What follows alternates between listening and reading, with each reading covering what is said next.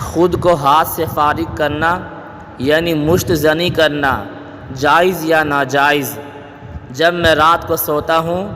تو مجھے 1 یا 2 رات بعد ضرور احتلام ہوتا ہے، لیکن اگر میں اسی وجہ سے دن میں خود کو ہاتھ سے فارغ کروں یعنی مشت زنی کروں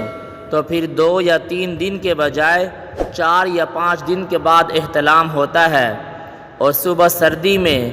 جب میں غسل کرتا ہوں تو بیمار پڑ جاتا ہوں، کیا میرے لیے دن میں خود کو ہاتھ سے فارغ کرنا یعنی مشت زنی کرنا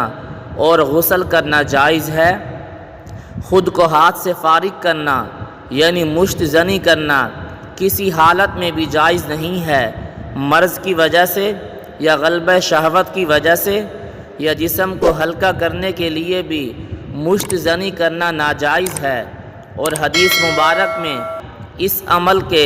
مرتکب پر لعنت کی گئی ہے۔ اس لیے ایسے فعل کو